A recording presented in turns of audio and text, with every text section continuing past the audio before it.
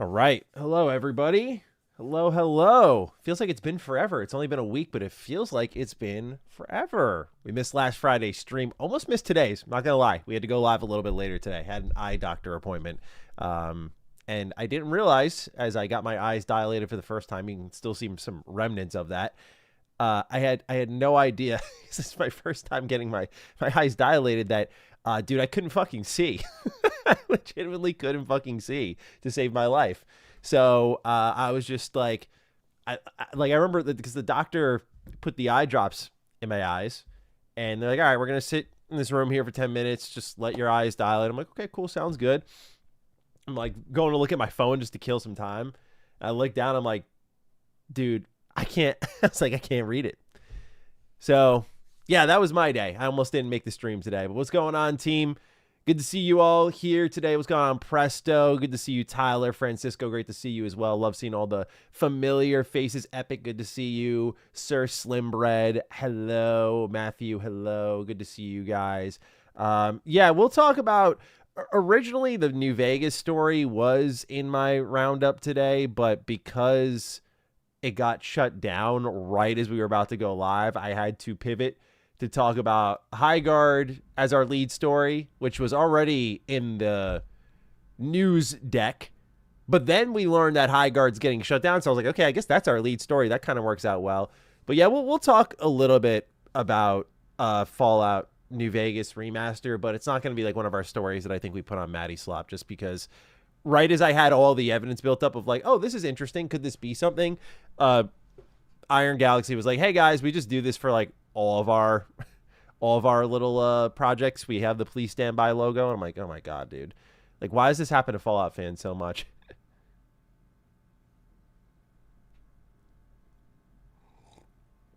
What's going on, Josh? Good to see you, bro. Steven, hello. Good to see you guys today. Good to see you guys today. Hello, Aaron, Adam, hello. Welcome, early birds. Happy to have you all here.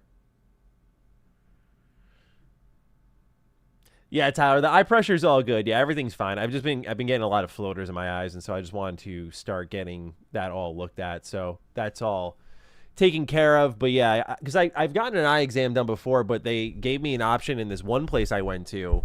They were like, hey, you can either get images taken of your eye, or we can like dilate the old-fashioned way. And I was like, well, if I don't have to get them dilated, why not? And that place I was going to like, they eventually gave me reading glasses. That's kind of what led me down this road.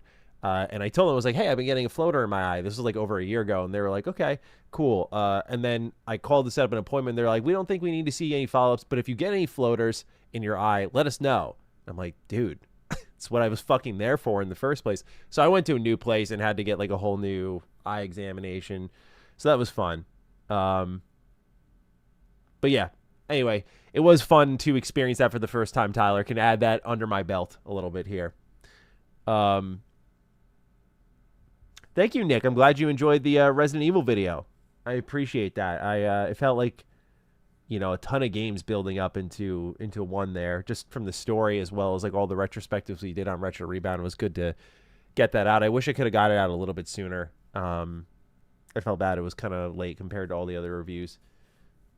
No juice today, unfortunately. Bits make bites. No juice. I got just old-fashioned water here today, unfortunately. I'm a little boring today.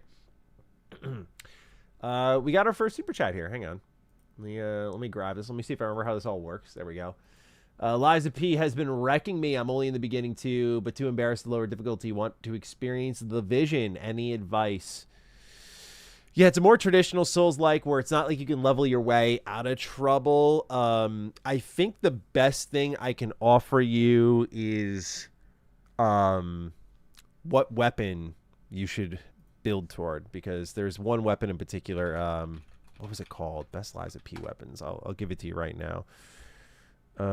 Trident of the Covenant, I believe is what it was.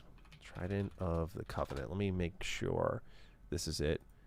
Yeah, this thing was busted. Trident of the Covenant has like great crit hit chance percentage, and this thing is like way better than any weapon in the game. So get the Trident of the Covenant. That'll make your time a little bit easier. Otherwise, it is kind of part of the process is just getting better. I respect that you don't want to lower the difficulty. So yeah, I would just say hang with it, dude. Like this game is very buildcraft focused where you can use like elemental weaknesses to like exploit bosses that otherwise would be much more difficult. There's one later game boss that's really tough unless you know what elements to break them down with. So hopefully that helps a little bit, but just hang with it. The story's worth it. Yeah, World War III and Aliens before GTA 6 and Skyrim 2. Skyrim 2, y'all know I don't like the whole Skyrim 2 chatter there. Come on now. But in all seriousness, I know it's crazy times nowadays. What's your favorite complete box OG Xbox game? OG Xbox game as in probably like an exclusive.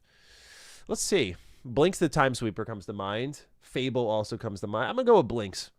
Blinks are... Let me check Oddworld out. Hang on. What's Oddworld complete in box like? What's this manual looking like? It's all right. Hold on. I got one more.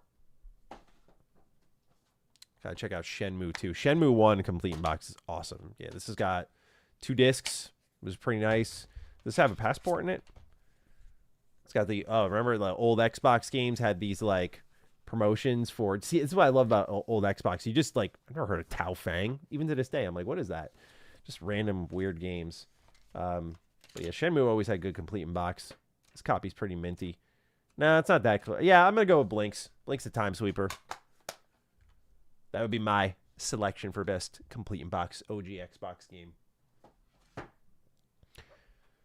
KOTOR's up there. KOTOR's got a very thick manual. That's for damn sure. Turtle, you're doing the right thing. Avoid any RE9 content. We won't be talking about it here, but yeah, just to avoid it all. Finish it blind. Like, I only saw I don't know. There was like one trailer Capcom put out that kind of wish they didn't. It's like a very emotional moment, and I'm like, why did they put that? I mean, I know why. They wanted to sell as many copies as possible, and seeing that definitely got people like, ooh, I want to experience that, but it killed me a little bit knowing that was coming. Pre-mixed metal. You're asking me if I'm going to make a video on People's Crimson Desert preview impressions tomorrow. Yeah, I had a Crimson Desert video in development. I was working on sort of the whole Digital Foundry conversation and how it looks like Crimson Desert's like really beating the odds right now, where it looks like at least PC performance should be pretty solid at launch. I think I might just combine that with whatever we learned from the previews. I think it's very derivative and in a lot of ways like disrespectful of content creators to just like sit there and watch their previews on my own channel and be like, hey, just listen to what they said. And so what I'm going to try to do is like fact collect and just grab them across these previews and then source them. I think that's the best way to do it. So we'll see what we learn. If it's just kind of like, I don't want to just regurgitate other people's opinions. That's not really me offering value. So we'll see what people say. I don't know how long they got to play for, what part of the game they got to see. So that'll be interesting. But definitely looking forward to learning more on the game. I'm really excited for it. RE5 is my favorite in the franchise. Loving RE9, but nostalgia and co-op trumps it still. Yeah, I like co-op Resident Evil, dude. We talk about it in our next Retro Rebound video. I'll just say, like, I wonder sometimes about if Capcom's crazy enough to go back to co-op. I mean, Requiem's pretty action-packed. It's just really good action. It's got that emotion. Listen to Post Animal after last week's Rec Peak. Nice, dude. Awesome. Let me know what songs you listen to. I'm curious because y'all know it's my favorite band. They're really good. I'm curious what album, what songs. Let me know. Missables, I won't read your message out loud, but I did not see that. It's very interesting, though. I saw someone post on Twitter how Grace and that character would be an interesting combination, and I agree, and I'd like to see them do that.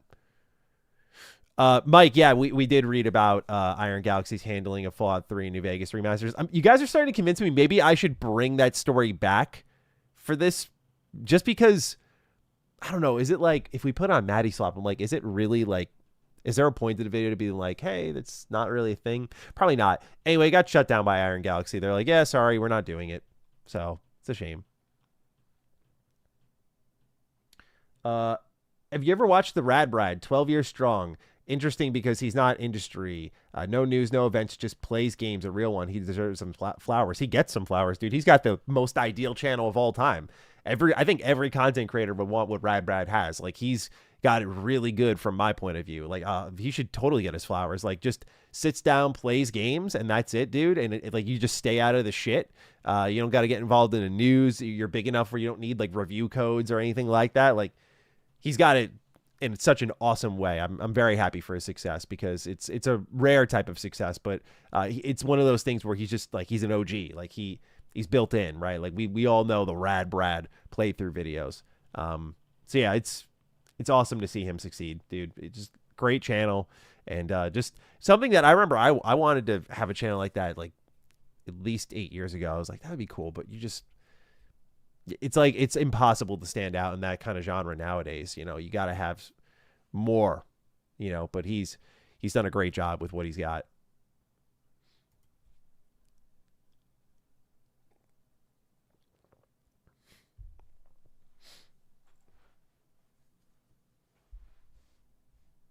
I think Dr. Strangelove, what Assassin was talking about is that when he says 12 years strong, I think he means he's been watching him for 12 years. Yeah, Rad Brad's been around longer than that, but I think it's in reference to the time he's been watching him.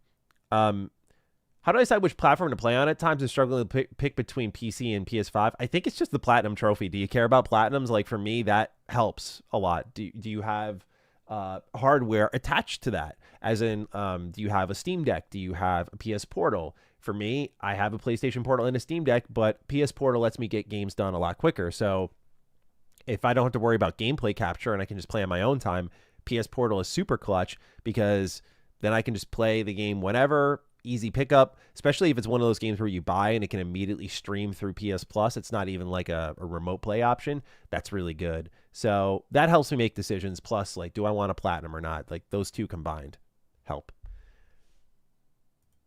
Oh, Nick, thank you. This is a really generous super chat, dude. What's up, Mr. Matty? Watch your videos every night. Thank you. Thank you. We got I think 0 videos coming out today. We were supposed to have Retro Rebound come out today, but unfortunately that got pushed back. So that'll be out tomorrow. And then we got some fun stuff planned this week. I can't say one of the things we're doing, but we'll definitely be diving into Crimson Desert this week. I did not go to the preview event, and I also did not get a review code. So when I say that, I mean, like, we'll be talking about preview impressions, that sort of stuff. Pacopia's this week. I can't wait for that. We'll talk about that on Retro Rebound. That'll be fun. But yeah, just thanks for the long-term support, dude. I appreciate it. I'm just happy to have you guys here and hang out. So thank you for the super chat. Thanks for supporting what I do here. Zerification says he's starting the Somnium Files. First time. Any recommendations going into it? I don't think you need any. I really think it's a very, like, palatable game. Like, I think you can just do it. Like, just go in, enjoy it. You know, it's I didn't have much going into it outside of knowing Uchikoshi was behind it. And I love Zero Escape, and you get something really great out of it, I think. Very memorable soundtrack, great story, great characters. It's a little goofy at times. Like, there's like this one power that your character has that's just a little, I don't know, a little too stupid in my opinion, but otherwise, like, great game. I haven't played any of the follow-ups though. Like, I haven't played Nirvana Initiative, and I haven't played the one that was like Kaname, I think Return to Kaname Date or something is what it's called. I haven't played that either.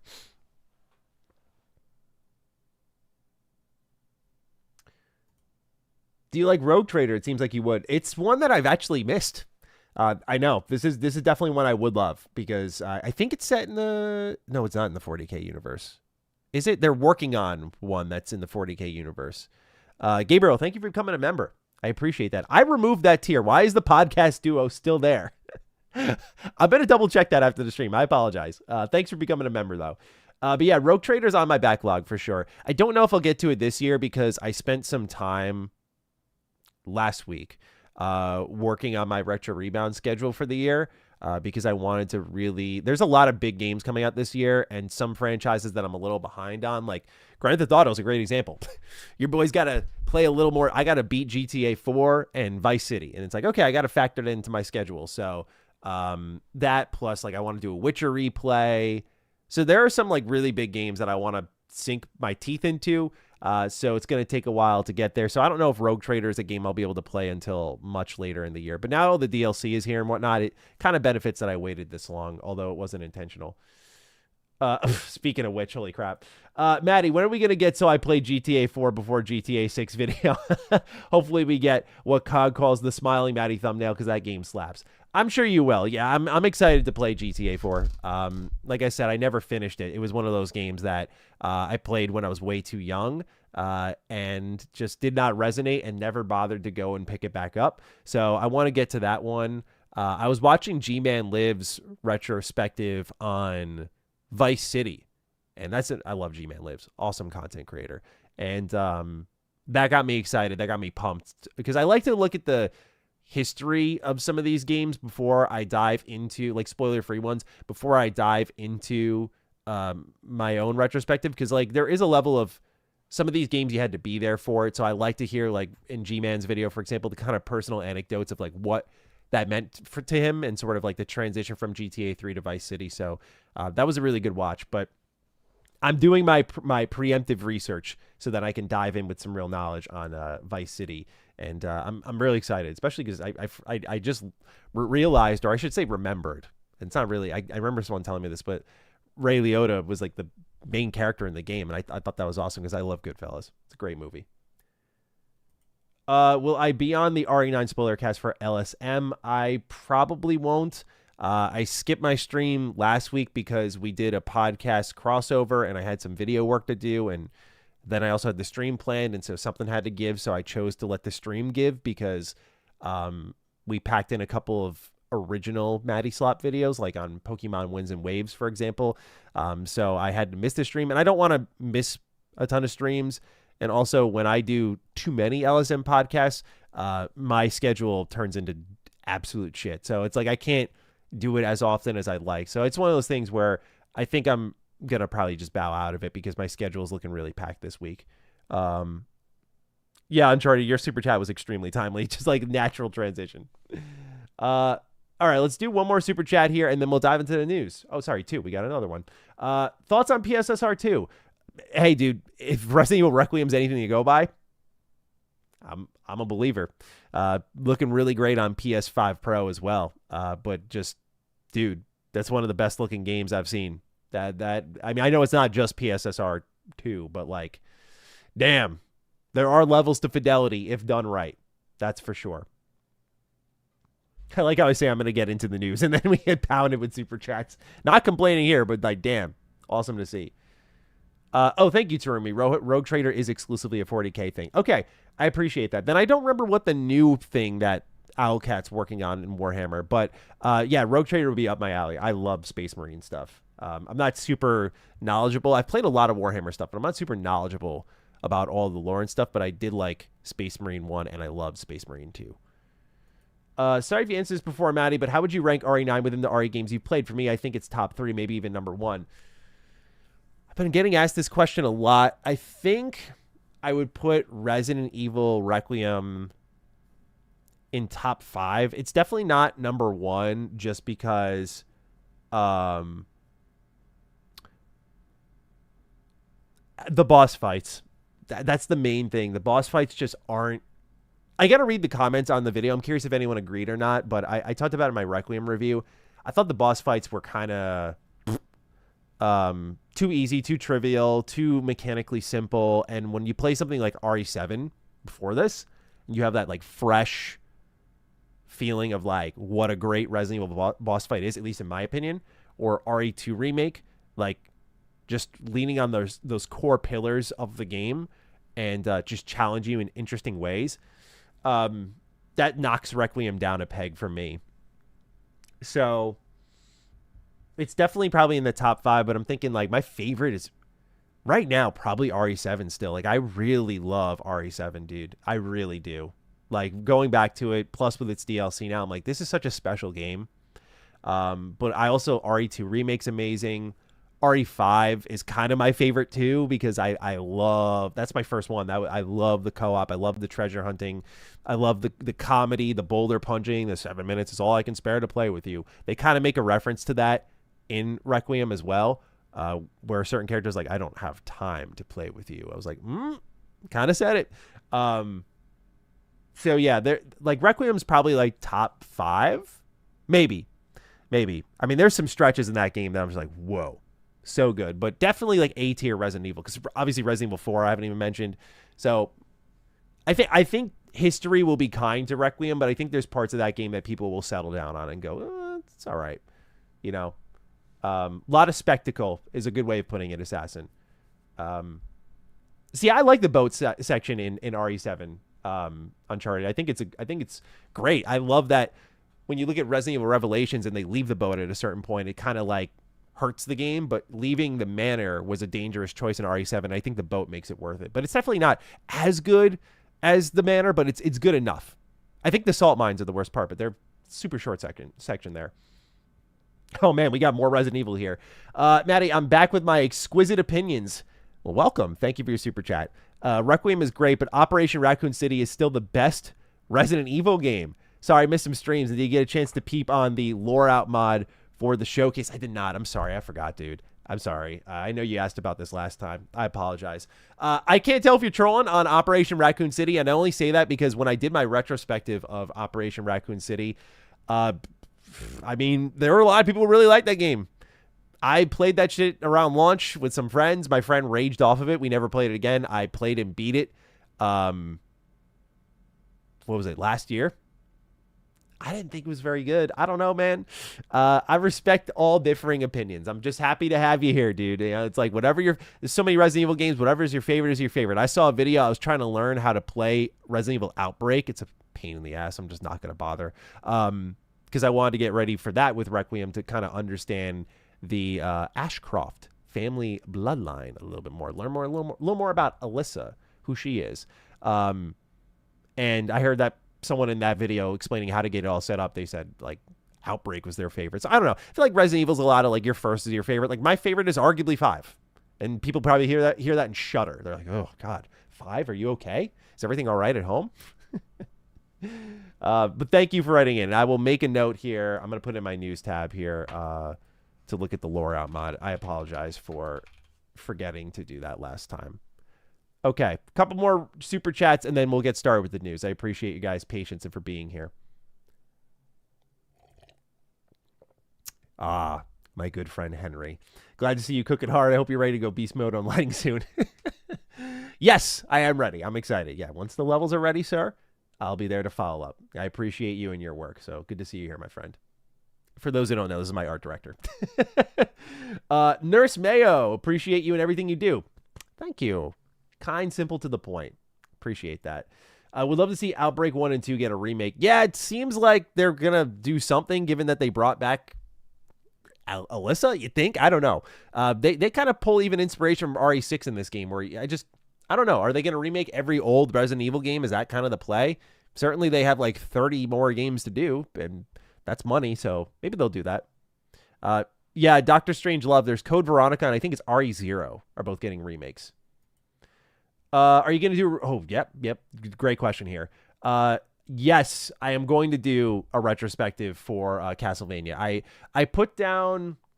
Let me grab my document for you here. You said Aria of Sorrow. I'll add that to my list because that wasn't there. Because I'm waiting for a release date on Belmont's Curse. But... Where is it?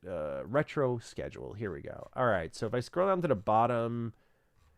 I had here Castlevania, Lords of Shadow, because I have some nostalgia with that one. I did play that. I had Symphony of the Night. I'll add Aria of... What is it? Aria of... Oh, sorry, I'm exposing myself here. Aria of Sorrow.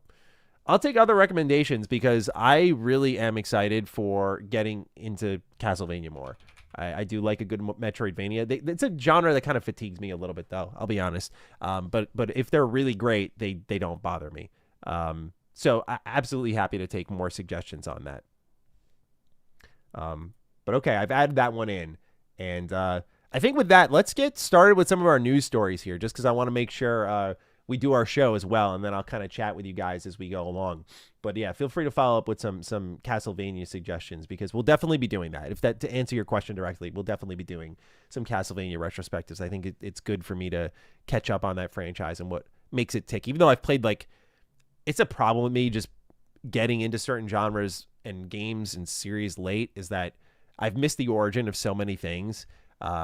just by like ways that these games have been handled. I always think of Metal Gear Solid, like how I played 2 and 3, because on Vita, they put those remasters in that package, but they never included MGS1. So I figured it was never important until I played it last year, and it was one of the best damn games I had played. Okay. Let's get into the story here to open us up. All right. And then I'll catch up with everyone in just a second here. So who's ready to talk about some Highguard? Ladies and gentlemen, this game, again, it feels like it's been around forever. It's only been a few months, and in just a week, it'll be gone. We got the confirmation today, if I could talk, over on Twitter via an article by the official Highguard account. So no inside scoop this time. It's right from the horse's mouth. They say, today, we're sharing difficult news. We have made the decision to permanently shut down Highguard on March 12th. Since launch, more than 2 million players stepped into Highguard's world. That's a little bit more than a lot of people were kind of speculating online. We'll talk about that. You shared feedback, created content, and many believed in what we were building. For that, we are deeply grateful. Despite the passion and hard work of our team, we have not been able to build a sustainable player base to support the game long term. Servers will remain online until March 12th. Very soon. We hope you'll jump in with us one more time to show your support and get those final great matches in while we still can. The team is still excited to release one final game update to enjoy in the remaining life of the game. We'll be adding a new warden, a new weapon, account level progression, and skill trees. Full patch notes are coming, and we're targeting tonight or tomorrow morning for patch release. From all of us at Wildlight, thank you for playing, for supporting us, and for being part of Highguard's story. Look, there's a lot to be said about all of this, and I know this has turned into like a whole shit-slinging contest when it involves this game, but love it or hate it, there is something to be said about how deeply broken our industry is, that we're just seeing these multiplayer games arrive and disappear in a flash. And I know they've been everything from like Concord, which was extraordinarily bad, to something like Highguard, which I did not find as offensive as others did. I didn't find it great. It wasn't for me. It was just very middling and indecisive, which is a big problem. But for a game to amass 2 million players, that used to be a success at some point. But given the free-to-play multiplayer model is the thing that this game was kind of building its player base off of, it's showing that I don't think that is the wave anymore. And that's why you're seeing multiplayer games like Arc Raiders or Marathon's going to try it, launching for $40. I think the reality of this boom or bust multiplayer environment is starting to cave in around developers. People have been trained to not pay for multiplayer games. Some of the most hype moments in multiplayer games, such as the game that inspired Highguard in Apex Legends, just showed up and was free one day. Marvel Rivals, a prominent hero shooter, arrived and was free one day. There's something to be said about how this has become a trend, and it starts to lead to these studios appearing and then disappearing. And again, I'm not super fighting hard for Wildlight just because I didn't like Highguard a ton. But again, if you're wondering why people don't believe in a potential turnaround for a game like Highguard once they see it, it's literally because of this. It's because the second you got your hands on it, in just a little bit over a month's time, it's shutting down. And this is something we see even with successes. We saw New World, which was a Amazon-funded MMO that had insane player counts, insane stream numbers, and positive reception. It went through its peaks and valleys like any MMO does, suddenly shutting down when things were turning a corner. This is the financial reality of our industry, but at the same time, it just shows why people are begging for single-player games, why they're begging for preservation. I think, again, we fail to remember our failures. Pardon the terrible sentence there, but you get the idea. We're failing to remember these missteps because history is going to continue to erase them. And I do think that's problematic. I think a game like even Concord, yes, one that bad, which people had to pay money for, so there's that. But a game like Concord should be around to be studied, what missteps were made.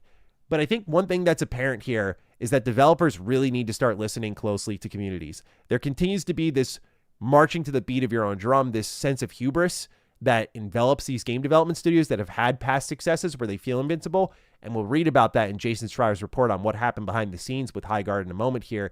And it starts to lead to some terrible business decisions that are obvious to everyone who's not inside that building. What's interesting about this game shutting down is we literally got this recently. This was the 2026 game plan for Highguard. And keep in mind that they laid off a bunch of their staff, which I imagine was because when we learned who was funding the game, they likely lost some funding. So they thought to themselves, like, okay, because we have this amount of funding rather than this amount of funding, if we fire this many people, then we should be able to support the game for a little bit longer and give it a chance at a comeback. Or at the very least, people get to hold their jobs for like 6 months to a year rather than like 3 months. The fact that we went from just all those layoffs to just shutting down the game so quickly is crazy. But it's clear that Tencent, who we'll talk about as well, is not buying into the long-term vision of Highguard, and it'd be just better to shut this thing down. So everything you see here leading all the way throughout the year, December, like they had a full year plan broken up into episodes, and that's not coming to fruition. So again, this was shared a month ago. Like this was a part of the launch, and an update per month.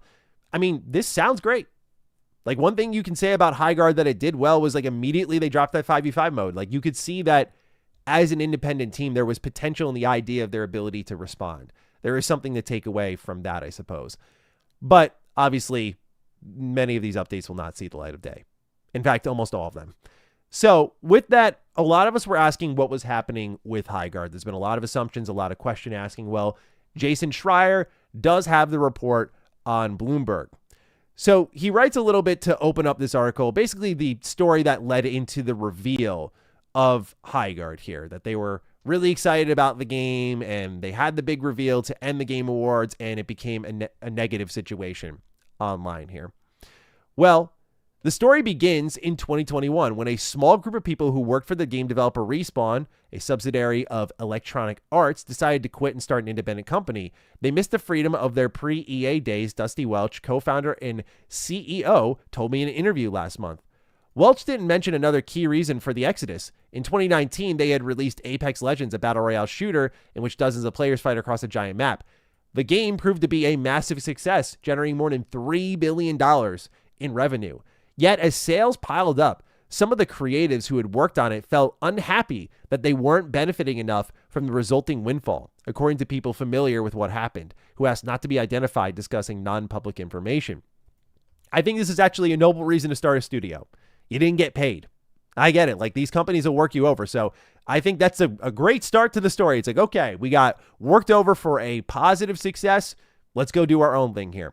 The Wildlight founders decided to do things differently. One of their plans was to set up a profit-sharing program so that if the studio did deliver another big success, everyone would benefit, an enticing setup that ultimately helped Welch and his co-founders attract many of their former Respawn colleagues to the new company. And this is something that when I've talked about trying to bring people onto our own game development team, this speaks a lot to people who get involved in the development of a game, because that long-term revenue is more valuable than really, I wouldn't say anything else, but from conversations I've had, this seems to be the thing that matters the most, is like not just like a one-time bonus or a one-time payment, but like something that kicks in for a while for them so that they can build their future, right? Because again, game development is very boom or bust.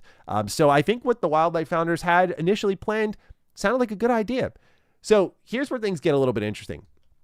Armed with significant funding from Tencent, Wildlight began hiring employees and making plans for its first game. The founders knew they wanted to make another multiplayer game, but they hoped to avoid the crowded battle royale market.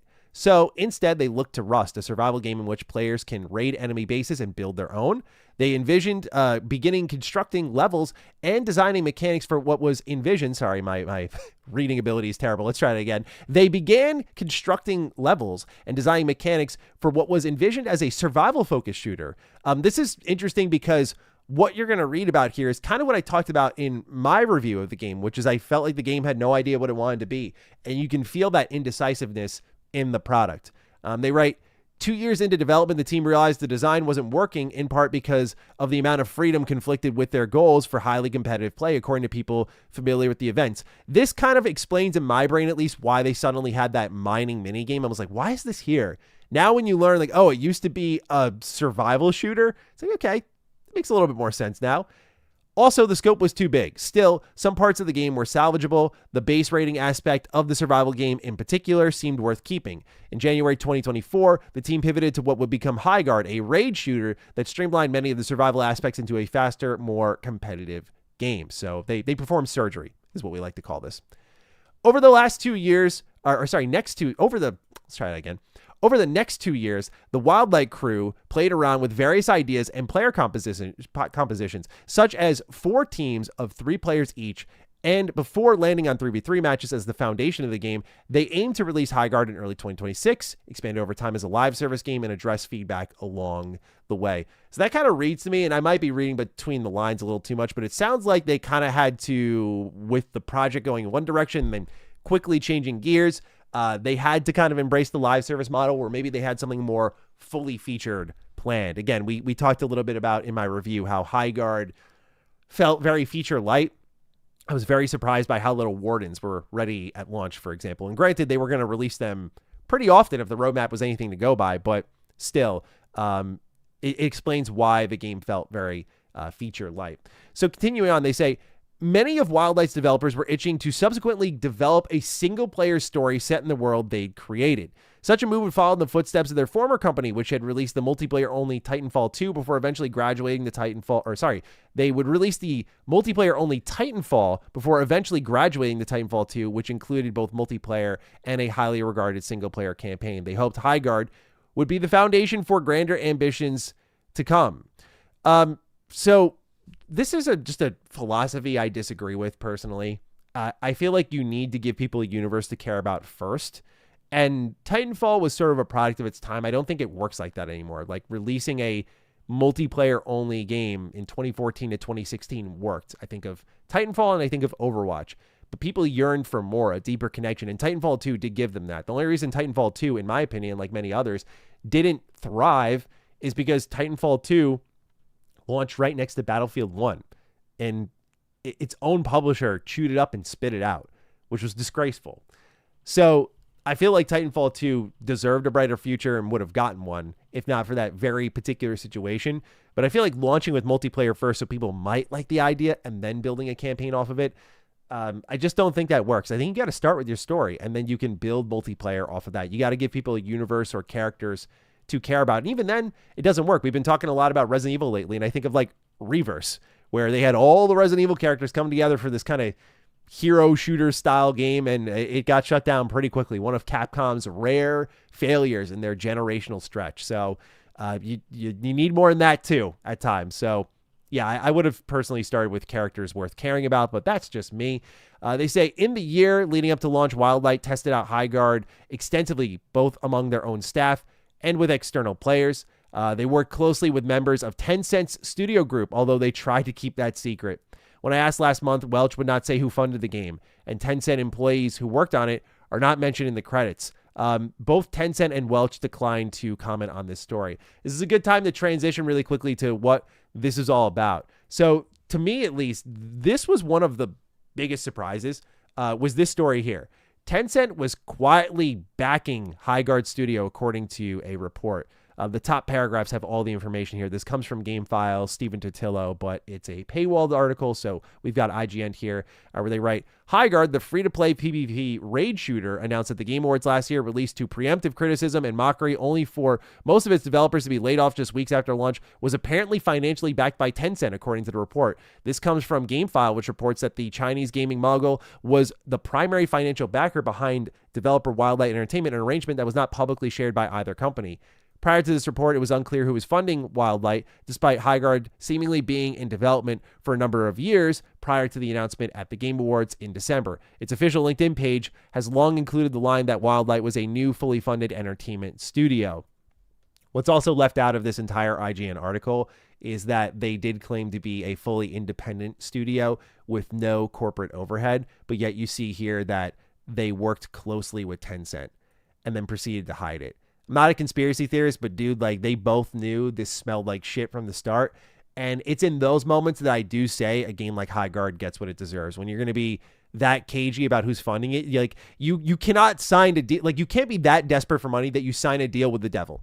is kind of what it sounds like to me. Like, where they're like, yeah, we're going to sign this and hide away. It shows that Tencent knows their reputation. I mean, they rebranded to Level Infinite to show off games at the Game Awards, but people would look at them and go, oh, it's cool. It'd be the old bait and switch tactic that Call of Duty did. They tried to do it with Black Ops 7, where they're like, hey, look at this brand new COD game. And then at the end they go, it's Black Ops 7. You didn't know it was going to be Call of Duty, did you? You're interested, aren't you? You know it. Be honest with yourself. It's that kind of self-reflective style of marketing here. And so Tencent tried a similar thing where they did Level Infinite, spun that off because that didn't have the bad reputation that Tencent had. So it's just so funny to see that this company's reputation is so terrible that they have to hide that they're funding something here. And you combine that with a generic hero shooter style game. It's like, did anyone ever wake up and go like, this might not work, or this might blow up in our face? This is like a bad idea, guys.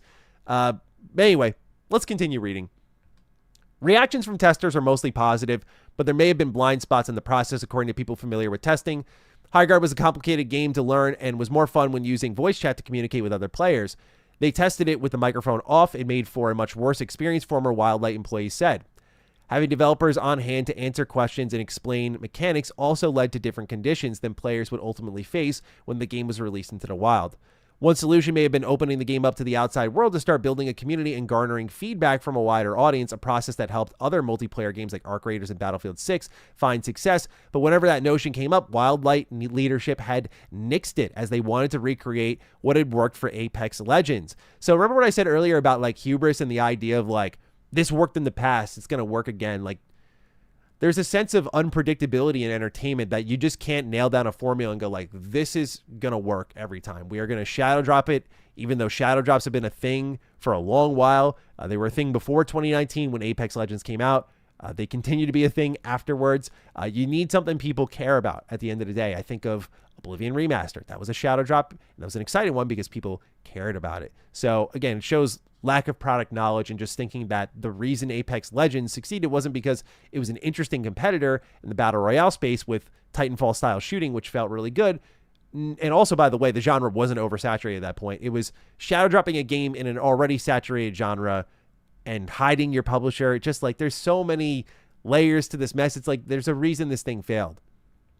As a result, Highguard built the wrong kind of buzz last year when Game Awards orchestrator Jeff Keighley visited the studio to check out the game. He liked it enough to feature it at his show. But in the 7 weeks between December's announcement and January 26th launch, Wildlight stayed quiet even as gamers online speculated about whether the game might be delayed or canceled. Jumping ahead a little bit here, they say the Wildlight leaders hoped that the game would speak for itself.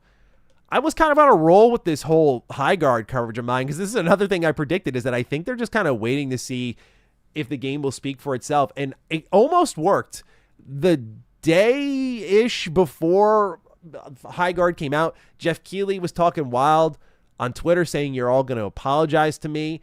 There were other people who were trying to say like, oh, it might be turning around. The public sentiment is kind of turning around. There was a feeling like I watched some content creators literally backpedal on shitting on this game over nothing. Like everyone was... It's a problem with content nowadays. It's something I would like to talk about separately at some point, but like there is such a rush to be right nowadays. Like people can't just be wrong and just say like, hey, I was wrong about this. Like there's always a rush to be right. So I'm watching these content creators and press like retread their old ground and try to reframe and retitle their videos and redo their thumbnails and all this shit. And I'm just like it was just keep your mouth shut or just admit it was an unpredictable situation. You got it wrong. But there was a little bit of that letting the game speak for itself that cracked the door open enough where 2 million players, again, that's a lot more than I expected it to be. I mean, a lot of people said no one played this game and that content creators killed it, but 2 million players is a lot. I just don't think the game was up to snuff. And continuing on here, people who worked at Wildlight described the studio as healthy, collaborative, transparent environment that made many of them love working there, at least until the final 2 months. At that point, they said morale began to tank, understandably so, and there were no straight answers about what success would look like, leading staff to grumble that they might be approaching things the wrong way. We jump into here where we learn that Highguard launched, 100K concurrent players quickly fell off, reviewers criticized it. In the days that follow, Highguard's biggest problem became player retention, a challenge that Wildlight's management emphasized to the staff multiple times. A week after the game's launch, it lost roughly 90% of its players, which, by the way, before I originally had this story planned to talk about, Highguard's player count on Steam was around the 200s. Like, it's in a really bad spot. So the writing was on the wall in more ways than one. As we near the end of the article here, still, Wildlight staff were under the impression that they had enough of the financial runway to keep working on the game and addressing issues for at least the next few months. But at an all-hands meeting on February 11th, just 2 weeks after the game's release, the company told its employees that the studio was out of money and most of their 100-person team would be laid off. They would stay employees for another week and then receive a small severance. During the meeting, management said that Tencent had pulled the studio's funding, according to people familiar with the events. Although the company didn't spell it out, staff were left with the impression that their financing was contingent upon hitting certain metrics, such as retention rate, which they had failed to even come close to achieving.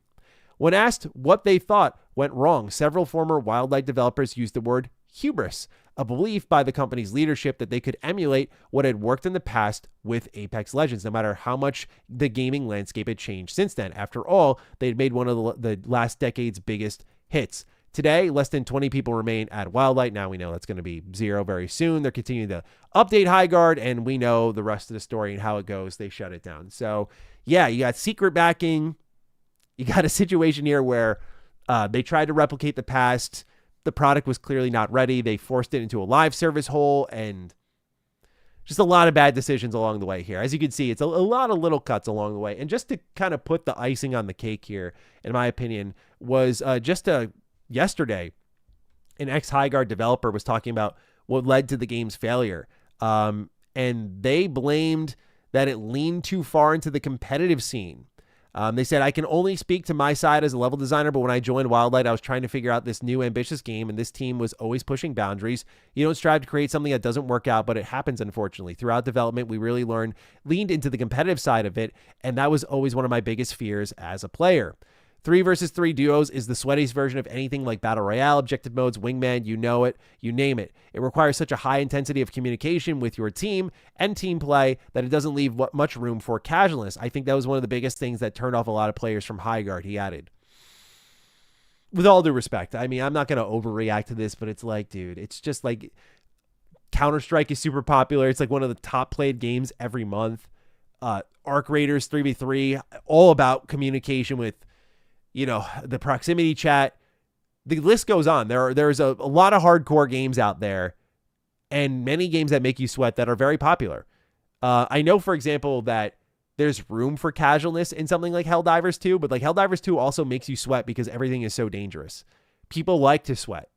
It just wasn't a great game. It wasn't a fun game. And I think that's the problem here, is that we're destined to repeat this mistake at some point in the near future, just because I don't see any comments that have just leaned into what the real problems with the game were, which are incredibly obvious and don't demand any restating.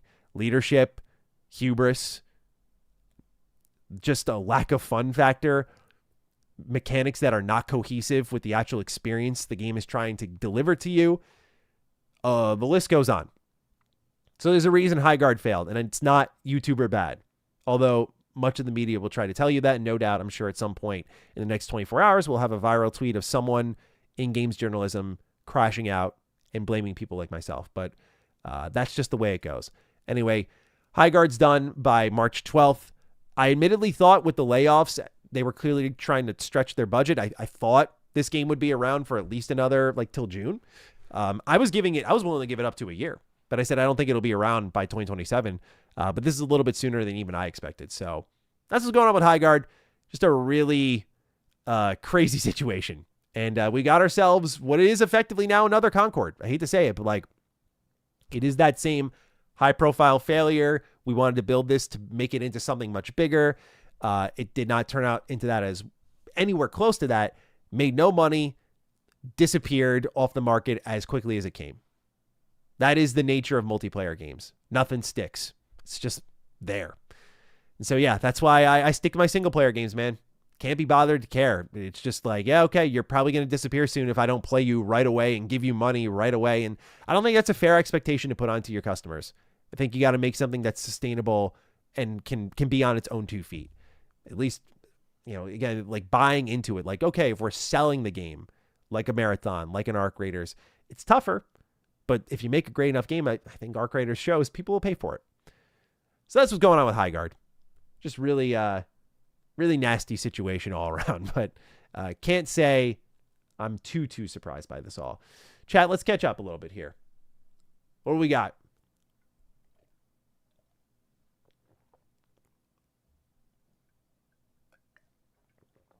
Nice to see 900 of you here. I know I missed some super chats here. How dare YouTubers call a spade? Shame. I think some people are assholes about it. Like, I think that's the fine line that a lot of content creators don't like to admit. They're like, I'm just telling you the truth. I'm like, you're a dick. Like, you can tell the truth and be a dick. Like, there's a way to tell the truth with some tact. You know? I'm sure people thought that about me when my title was like, Highguard is beyond cooked. You know? There's an aggressiveness to it at times where I'm happy. There are times I'm happy to stand on my square. That was one of those times. But I think there are people who are just like pricks about it.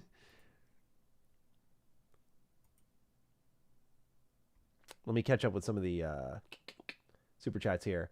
Dillybot, so how about that studio with that tease? Please, Daddy Todd Howard, give me some hopium. I don't think it's happening, man. Dilly, I got to be honest with you, bro. We just learned that they confirmed on their Twitter account that they just used the please stand by image for all of their company meetings. So I don't think it's happening. I think they shut it down. Aussie said, I was just joshing you. RE6 was my first and it's still my favorite. Whoa. Now you've got some real. So you went from Operation Raccoon City to RE6. I'm impressed. Puppet Master Blade, good to see you. Thank you for your super chat. What do you think will be better, Greedfall 2 or Crimson Desert? And do you think Greedfall 2 possibly ruining a player base by releasing so close to Crimson Desert's release date? Yeah, I think its release date is a problem. But also, we just saw, what was it? Nexon filed for, hold on. Who was it? Nexon files for, what was it? Greedfall publisher. Hold on. Yeah, here it is. This is why I think Greedfall 2 is in a really bad spot. And I think they're just, it didn't seem like the jump from the latest early access update was enough where people thought it was going to be coming out soon. And because it is, I see something like this. Greedfall 2 publisher Nacon files for insolvency weeks before the RPG sequel launch. I don't look at that and go, like, yeah, it's great, man. I think if they could give that game a better release date, they would. Let's see what the update is, though. Last month, Nacon, the publisher behind the upcoming Greedfall Dying World, filed for insolvency, a move that indicates the publisher is out of money. Insolvency entails a reorganization proceedings, which could change many aspects of the company. At the time, Nacon did not indicate its upcoming Nacon Connect showcase schedule for March 4th would be affected, but today the publisher announced it will be delayed to May. Yeah, so until then, numerous communications will take place to support games like Greedfall. Okay, interesting. Yeah, but I don't know. I'm a little worried for Greedfall 2. I do want to play it. Especially, I'm not getting a review code for Crimson Desert, so I think I'm going to... Yeah, I've been striking out a lot lately, guys. Let me be honest. I was about to say, I'm also trying to see if I can get Fatal Frame 2 for Retro Rebound. That's not turning up. So, yeah, I'm going to see if I can review Greedfall 2. I want to fucking review something. I want to do my job. Let me catch up on some of these super chats. Yeah, so to answer your question, Puppet Master, I think releasing next to Crimson Desert's a bad idea. If the game like Greedfall 2 is as great as the first one, where it's got some jank, but it's overall pretty redeemable, then I think Crimson Desert stands a chance of being better, personally. But Greedfall 2's got potential, but it might be getting buried. We'll see. Kung Fu Hot Dog says, hey, Matty, will you do a room tour video soon? I kind of did one on Retro Rebound. You can look up the video. It's called Revealing My Entire Game Collection. You can see me kind of go around the office and show you guys all my stuff. Let's see here. Kuel says, I wish they would have just handed over this to the fans if they're going to abandon it. I agree. Abandoned games are not good. Random Cactus, thank you for becoming a member. Appreciate you. Super West recommends Desert Punk and Gurren Lagann. I gotta watch Gurren Lagann. I've heard good things about that. Appreciate the super chats, guys. Thanks for being here. Do olds want live service games the way youngs do? Do youngs want single player games the way olds do? It's worth asking. Yeah, it's definitely worth asking. I don't know. I look at it like movies. Like we as a games industry are trying to always trend shift. We always have tried to do this, right? Like everything from getting Hollywood games and like people from Hollywood to represent games. Like we always looked up to them like they were our older brother when we make more money in them. It makes no sense why we need to do that. And so like now we're like, oh, but the young kids, they're not interested in paying for games. I'm like, okay, well, movies don't give away movies for free. You know, like I don't know if this is my best argument, but off the top of my head, I'm like, movies don't give themselves away for free because the young generation has been trained by streaming services. They continue to sell you your movie tickets. And in fact, they're more money than they've ever been. You know, like they're doing 70 millimeter films for $25. Like the youngs will adapt because humans will adapt. So I'm not saying everything's got to be single player, but like, you know, live service games, just because young people have been trained this way, it's like, dude, at a certain point, we're talking about how much money is enough money. Like, I'm sure part of the problem with a lot of these games are the financial goals they set for themselves that they don't hit. You know, it's not enough to break even. It's not enough to give yourself a fighting chance. You got to fucking kill it. That's a big problem with the industry right now. You didn't play the algorithm, Matty. You're just playing the YouTube game. Whatever you want to call it, bro. I know I'm harping on Castlevania, but for Retro Rebound, definitely check out CV3, Bloodlines, Rondo of Blood, and the GBA DS games, all essential in my opinion. Okay, no, hold on. Let me update my little chart here. I got you. All right, what do we got? CV3, Bloodlines, Rondo of Blood. I've heard Rondo of Blood. I think, was that PSP? I want to say. GBA DS games, yeah. All right, cool. Thank you for the suggestions, man. I appreciate it. No problem harping on it.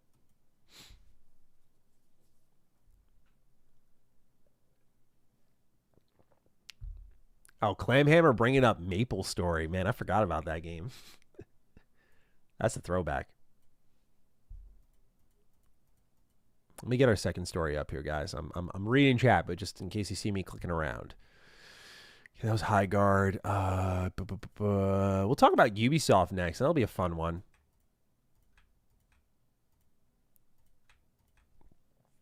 I guess I should warm at the Ubisoft leak that we're going to get into that Tom Henderson kind of spoiled part of. I don't know what he was cooking with that, but we'll get into it.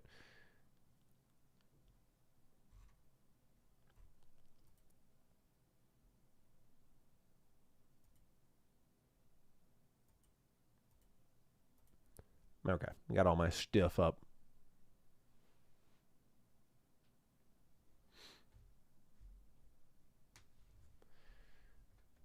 Goober, I did see that Bandai Namco is teasing a new RPG. I wanted to talk about it, but I think I'm just gonna wait. That probably end up being a Matty Slot video because I'm hoping it's a new Tales of game.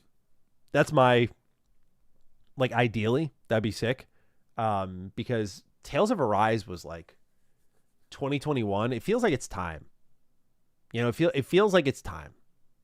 So I hope they finally reveal that. Because Tales of Arise was so good. The production value increased compared to prior. I loved prior Tales of games. There's a lot of great ones to talk about. Of course, we know that. But, man, Arise was such a step up in so many ways. You know, it's just, only problem I have with Arise is just that it's just a little too long. Like, its story, with the first half of its story is so fucking electric, dude. The first 5 acts, we'll call it, so electric. And then they like do a whole back half of the game. That's good, but I think if they ended it with that first one and then told that back half in like a second game, oh man, we'd be talking about one of the JRPG goes. Like, it really, I think that first half of Arise is so special. I agree with that. Nyoin, if I'm getting your name right. Yeah, Skits not being 2D is ass. It's Skits really benefit from less is more. I mean, it's not easy for them to do. It's easier for them to do that. At least I would imagine it's easier for them to do the skits in 3D. But I agree. The 2D skits with the illustrations, so much personality packed into those. So effective. And I'd watch every single damn one of them. But that's my hope. I saw some people speculating in the replies of the Namco RPG that it would be Sword Art Online. I know nothing about Sword Art Online, so I don't know. Am I being a hater by saying I don't think Bandai would tease something like that in such a big way? I might be a little bit of a hater. I know Sword Art Online is big, but like, it's got to be Tales, right? That's what I'd hope. Unrelated, but it's nostalgic for the days of trademark trolling when people thought Redfall was Elder Scrolls 6. Did anything become of the giant monster news? No, I don't think anything became of that one. Yeah, I remember that as well. Trademark is still relevant, though. We still keep our eye on the trademark listings. But yeah, I think the Redfall one was one of the best cross-ups. When Redfall got revealed at the end of the, 2021 Xbox showcase, I want to say. And we realized, oh my God, Redfall is an Arcane game. It's the same, but then again, Arcane and Bethesda got, like Bethesda Game Studios proper, got crossed up a lot. I remember tracking the Void engine. A lot of people thought that Bethesda Game Studios would be making their next games on the Void engine, and then we learned with Dishonored 2 that was also Arcane. So, yeah, that the trademark hunting was a fun part of the investigation, but you just realized back then, with our research not being as good as an industry, that we were just running off assumptions a lot of the time.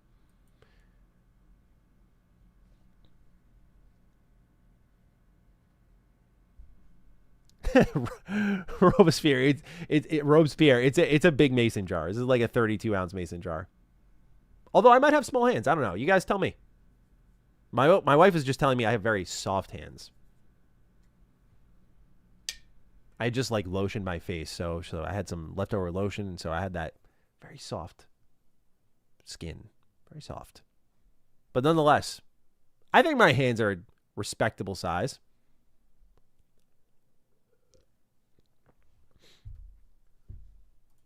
I'm ready for Daggerfall 2. Quelly, I'm going to be honest with you, dude. I think a Daggerfall in any way nowadays, at least in a modern sense, is near impossible. But Godspeed. Maybe Bethesda will use all that Starfield tech to build Daggerfall 2. That's a good way of putting it, Sergio. It was a smooth skin. Jimmy, you're asking me how many Tales of games exist? Never played any, but kind of looking to get into an RPG. I don't know how many. There's like 20 years worth, though. I think 30 plus years, actually. Depends what Tales of fan you're asking. I feel like Arise is kind of like your best entry point right now. They've done a good job remastering older ones and just kind of bringing them to the foreground. Like, you could play Tales of Symphonia now if you want to. That is a classic. That's what got me into the franchise. Berseria, for some reason, got remastered, but that is also one of my other favorites. So you could play that as well. That was originally a PS4 game.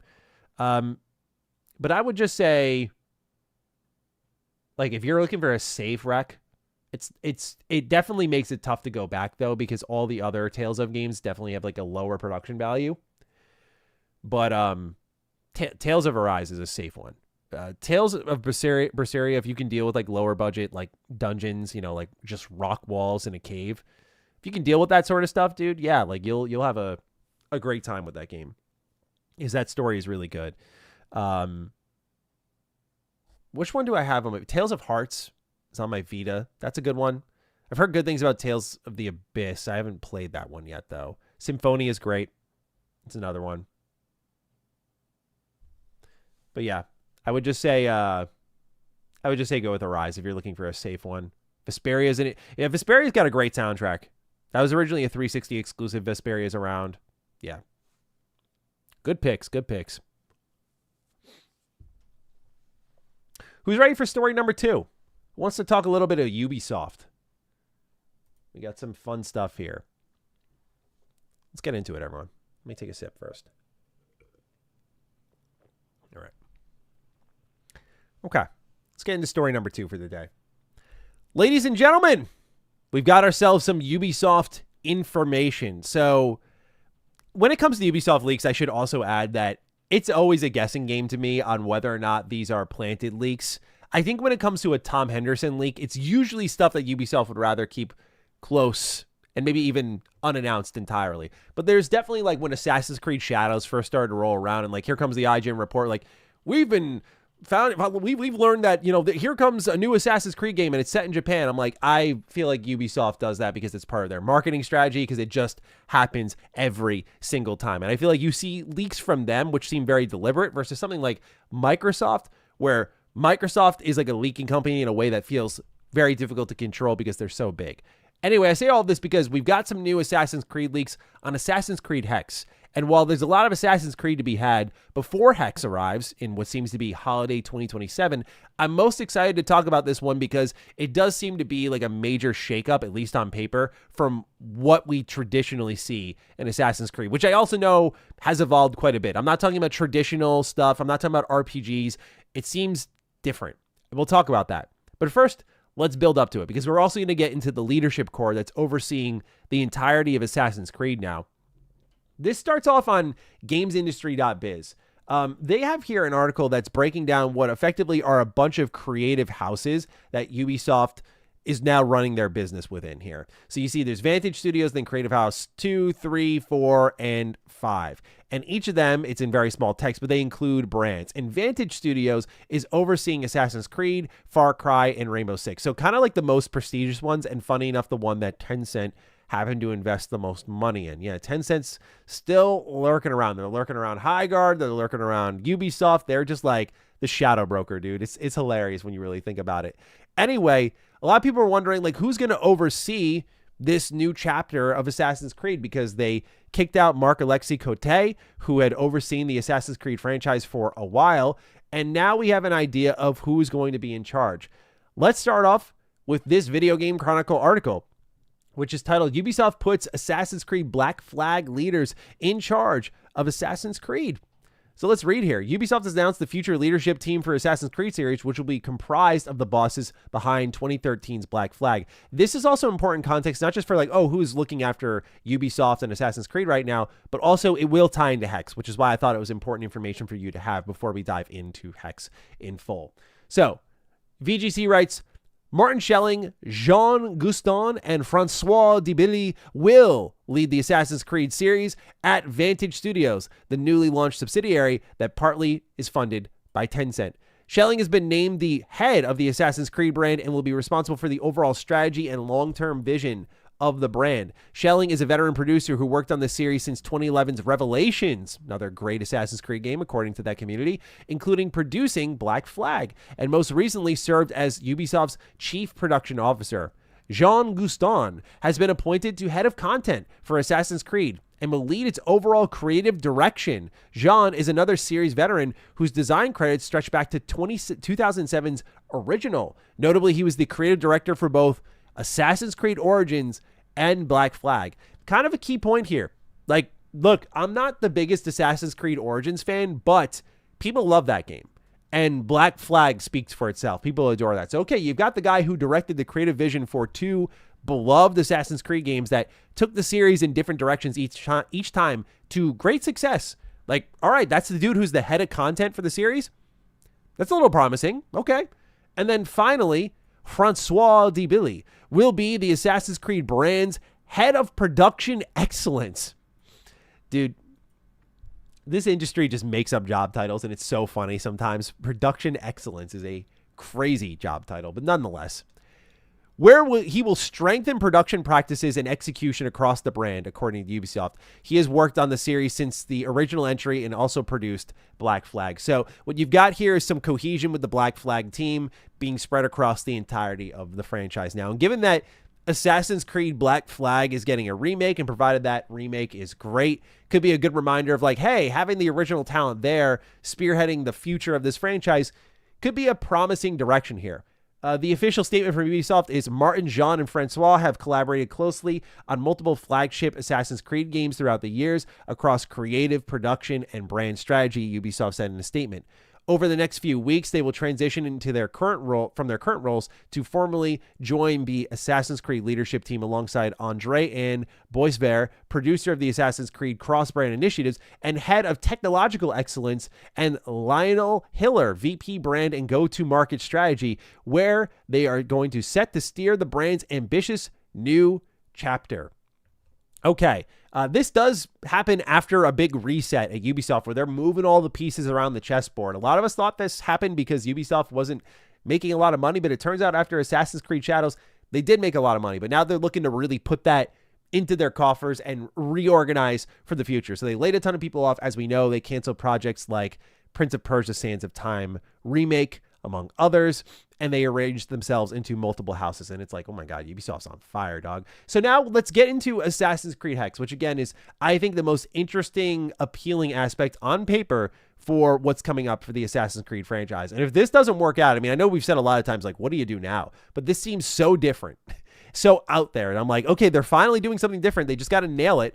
But let's read a little bit here. Starting off with the director.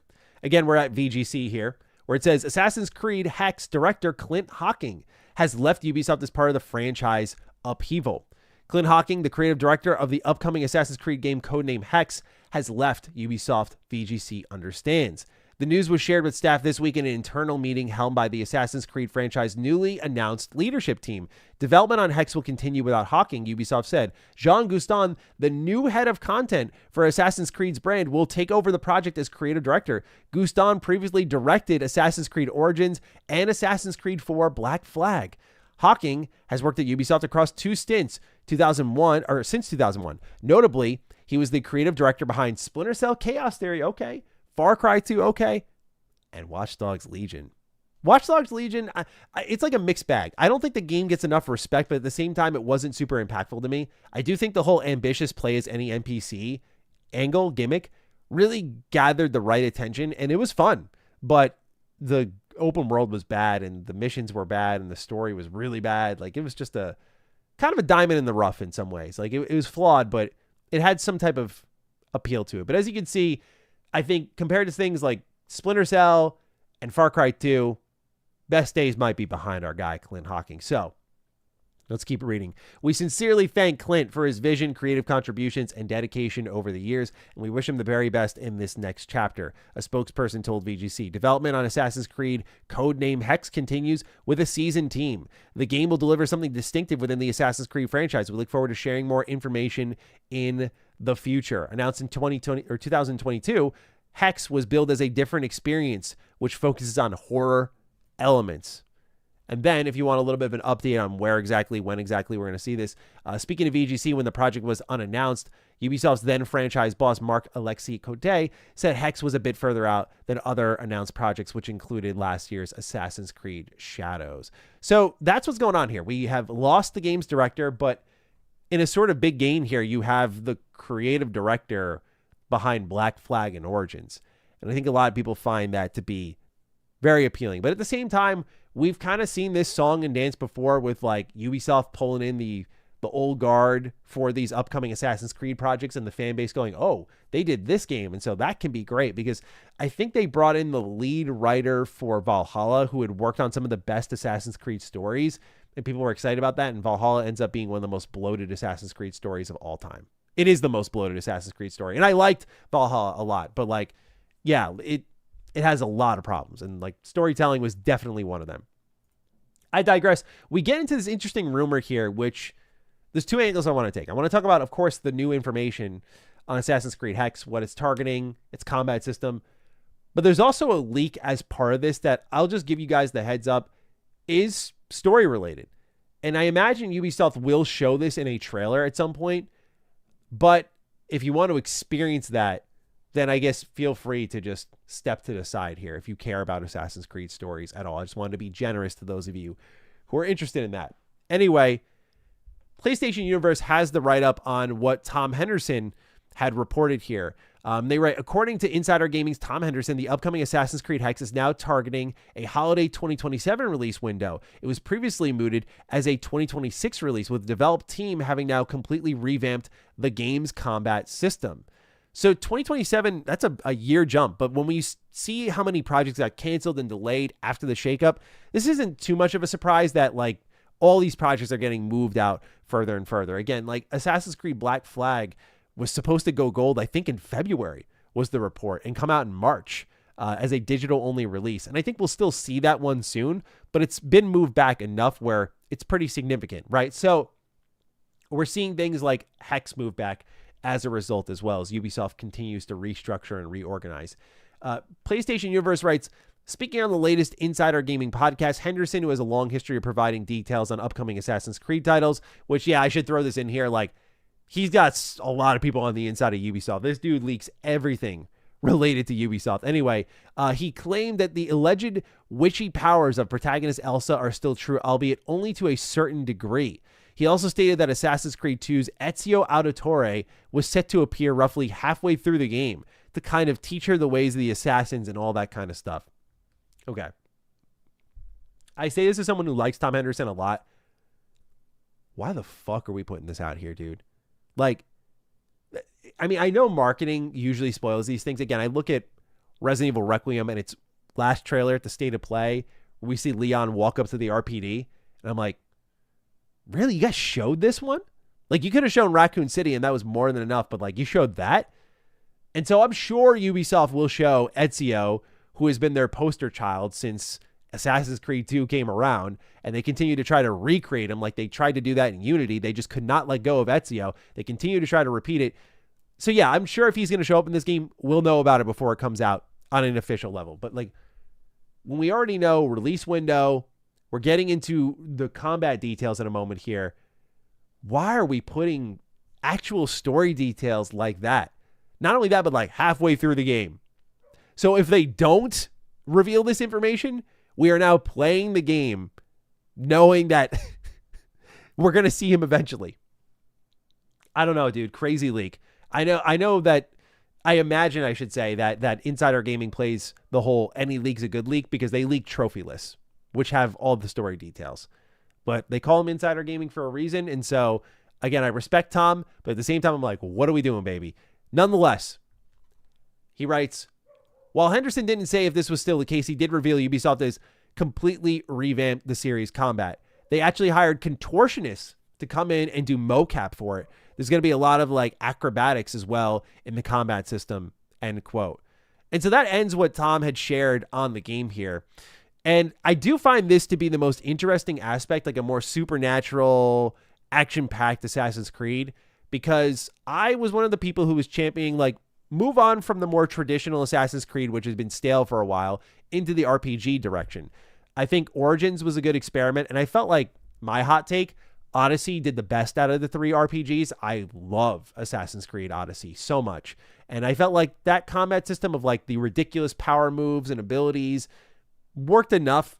Pretty simple combat, but it felt already, come Valhalla and then Shadows, that this had already worn out its welcome as well. And so they needed to reinvent it again. I expect Hex to be that. And I hope with them hiring contortionists and going to this kind of length of like flexibility and potential witchcraft powers and learning the ways of the assassin, I hope that with the revamp, they're not just going back to a more comfortable area, but making something less traditional. Because that's what Assassin's Creed needs. Like a badass protagonist who, by the way, again, now knowing that Ezio would be here, it kind of takes the wind out of the room a little bit for me, because now I'm already like, okay, she can't stand on her own 2 feet. Like, okay. Like, we already have an idea that she can't stand on her own 2 feet. Like, just bring in the old guard. Bring in the guy that we all know and love. I think it's just like a get-out-of-jail-free card, and it doesn't really... But that aside, if they make a more fun game to play, cool. I think Assassin's Creed needs that. If they don't go down to the same watered-down objectives of just, like, what Shadows did and what Odyssey did as well, which is, like, hunting this invisible league and getting evidence and building up to your main targets. If they do something a little more interesting, a little more linear even, I think that could be cool. So I'm keen to see what Assassin's Creed Hex brings to the table, and I hope it succeeds, because in my opinion, when it comes to Hex, what's most exciting is if it succeeds, it can maybe bring in more spin-off ideas, because I think Assassin's Creed needs that. They kind of tried it with Mirage, and it was a success. I think Mirage had either 10 million players or sales. I think it was players. But it did pretty well. They gave it that big free update that was like funded by the Saudis, to my understanding. And that just kind of dropped out of nowhere as well. So there was like a lot of things happening over there with that game. But that was a game designed to kind of go back to the original Assassin's Creed spirit. And so I'd like for them to kind of go in these different angles, like the RPG series, the kind of more Assassin's Creed core series, like what Mirage was trying to mess around with, and then something more supernatural. So I hope the doors do open to more crazy stuff, but it looks like it'll still be a while before we see this and really understand what it's doing, because it's targeting holiday 2027. And before that, we still got to get our way to Assassin's Creed Black Flag. So yeah, Assassin's Creed Hex is one worth keeping your eye on if you're like me and you're kind of fatigued with the series but want Ubisoft to be great. So we'll see where this one goes, but new director in the building, those kind of staff changes always spell a little bit of trouble, but sometimes it's turned out well. I think about Wolverine, at least so far from what we know. Wolverine had a lot of bad development stories, like directors leaving, creative directors leaving, and then we see it at the State of Play and it looks amazing. So it doesn't always spell disaster, but it's never really a good sign. So that combined with a holiday 2027 date means that we're going to be waiting a little bit to see more of this one. Keen to see how things go, but hoping for the best, man. Ubisoft, don't let us down again, please. Do we have any Assassin's Creed fans in the building?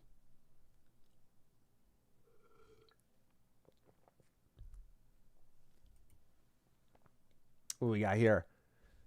Deathloop came out in 2021 and Arcane started pre-production on Blade at the end of 2024. What takes these studios so long to start doing anything? It's not a new IP, but they're starting something new from the ground up. At least I would imagine so, given it's a Marvel game and they've never done a Marvel game before.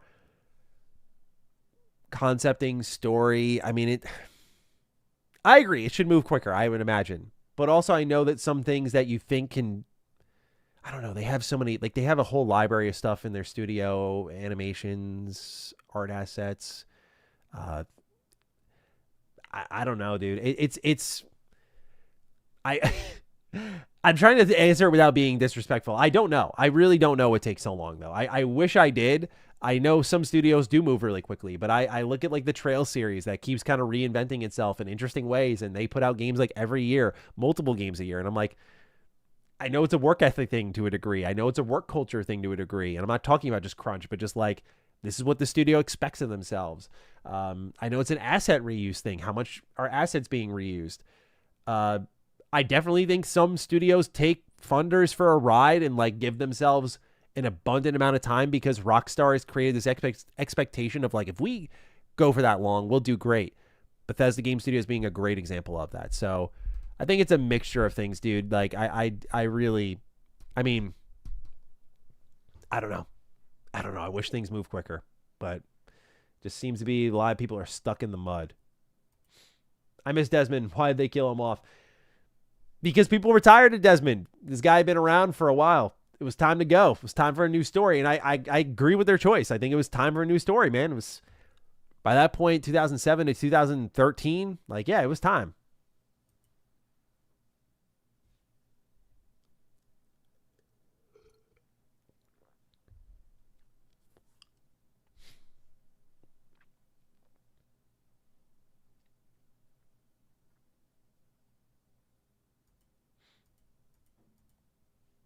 I just honestly, speaking of Blade, I just hope Blade isn't like...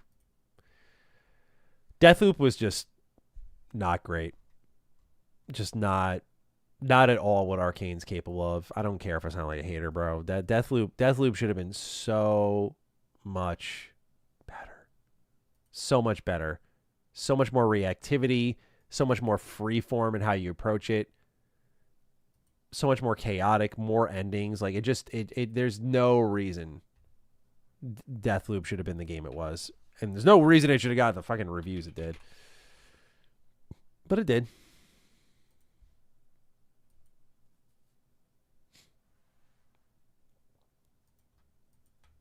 I'm just gathering files for our next story.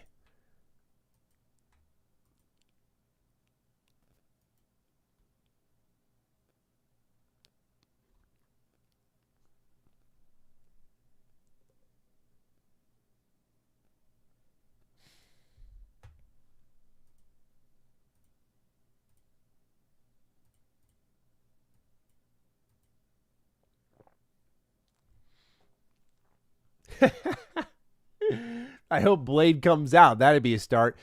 Yeah, it's up to Asha Sharma. Asha Sharma is going to, she's going to step in and exact her will over the Xbox gaming division, and we'll see what cuts she wants to make, if any. Quail, I did not talk about the Xbox internal meeting because, and I say this with all due respect to Jazz, there really isn't much information.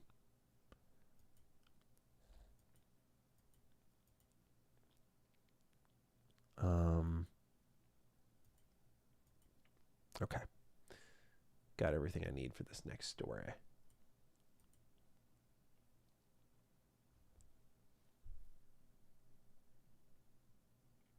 Yeah, Carmine, that's actually our next story. We're going to talk about Corey's next game here. We're going to talk about Sony Santa Monica and what's going on with them. Because we've tried to do this like 3 different times. No, twice, really. And we never really got able to put it out because the story kept updating. So now I think it's in a safe spot where I can make something comprehensive and we can put that on Matty Slop. Corey says he's starting to soften on Asha a little bit, saying the good things. Hoping she'll back it up. Yeah, just pay attention to the action, bro. That's all I say. We're already getting the fucking weird parasocial relationship, which I just... Oh, boy.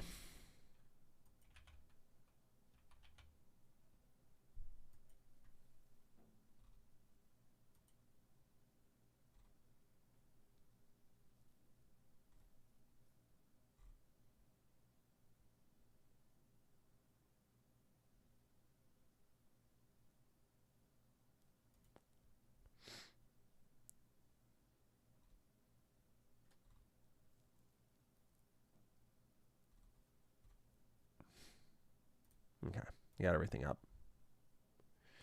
Yeah, Ricardo, we talked about Highguard to open the stream. It was, I feel like I talked for like 30 minutes on that. Probably not, but it was more like 20, but geez. Felt like I was going for a while.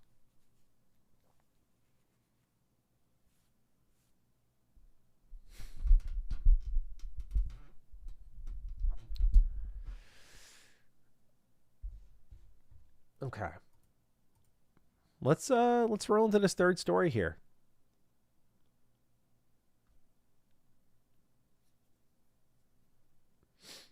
Yeah, so there's nothing.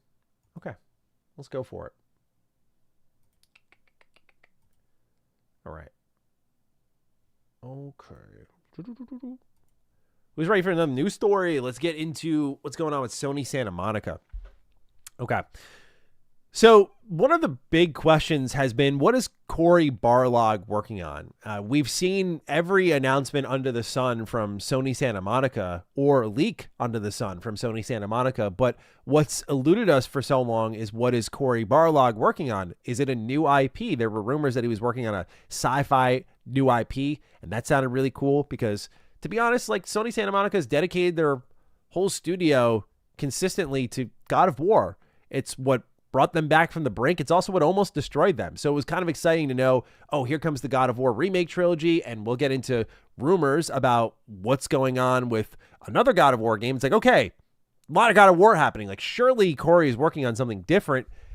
And he is, kinda. We finally have some information on the game that we can take to the bank, because we saw on a Reddit thread that people have been like dancing around what exactly this new thing from Cory is. Like, here, we can look at everything we know so far. You can see here, confirmed to be directed by Cory Barlog. It's neither new IP nor sci-fi. It's not licensed. We'll talk about this one from Tom Henderson in a little bit here. It's not an Atreus-focused game. It shouldn't be in 2028. The game is scheduled for 27. So we've been dancing around this shit for so long, and it seems like everyone knows, but now it looks like the cat's out of the bag, thanks to a LinkedIn post, of all things here. This was put up on Reset Era, and it looks like they're developing a new franchise within the God of War universe. Here we have the posting from a senior writer who's been there for 5 years, saying, help shape the narrative vision and creative direction at Sony Santa Monica Studio for a new franchise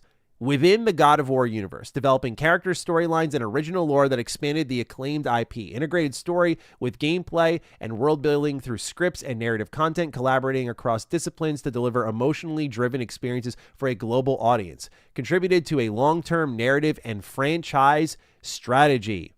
Okay, so the question from that point is, who are we playing as in the God of War universe? I kind of like the idea of this. I'm like, yeah, we've only seen Kratos this whole time, and like, I always think about how there's a reason the Greek series started to fail, is because we got God of War 1, 2, 3, Ghost of Sparta, Chains of Olympus, Ascension, 6 Greek games. Like, there was so much of this form of Kratos. Yeah, people got a little tired of it. And now the iconic dad Kratos gets 2 games.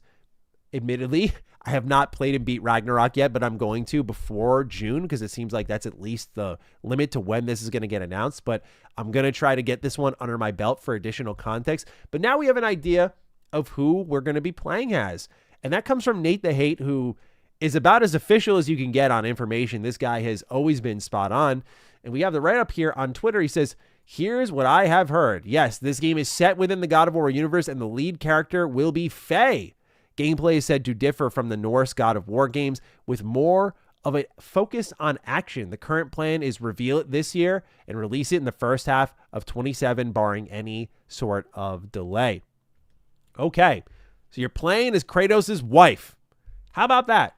Now, what's interesting as well is on top of this information, we have Nate, who's quote tweeting WCCF Tech, and then we have Special Nick of Day One, who is quote tweeting Nate saying, yep, matches everything I was told. Didn't hear anything about the mythology involved or anything, just that it was Faye and more action focused. Probably closer in style to Devil May Cry than the newer God of War games, sort of. At least that's how it was described to me.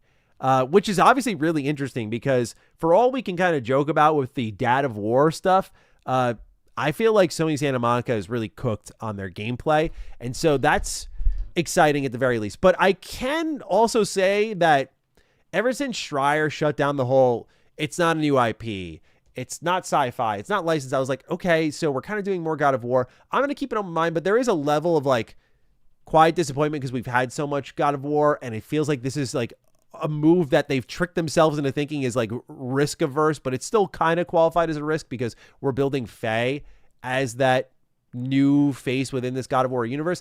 And we know, thanks to a recent report from Jason Schreier, that boy, oh boy, does PlayStation want their own Marvel Cinematic Universe. We talked about how Bluepoint was pitching a number of games after their God of War game was shut down. And in the write-up by Jason Schreier here, this is what we learned about their vision for the God of War game, which will kind of loop back into what's happening here at Sony Santa Monica. Following the purchase, Bluepoint continued its work helping Sony Santa Monica Studio with the development of God of War Ragnarok, released in 2022. After that, the newly acquired PlayStation Studio had ambitions to make its own game rather than co-developing or remaking games by other companies.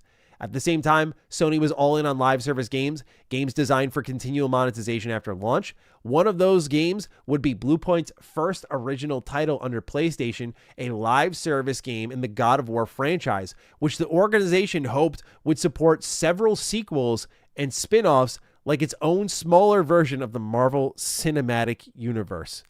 Bluepoint began working on a game in which the character Atreus would fall into Hades. According to people familiar with the project, the loose idea was for players to control different versions or aspects of Atreus as they battled through Greek hell, and to have some sort of cooperative gameplay and ongoing support, although much of the game's design was in flux. And I said this in my Mr. Matty video on it, but it sounds like it because I don't see the live service in any of that. But basically, this was the vision. You had a potential, like when Sony was looking down from the top, you had these God of War games with Kratos doing its thing.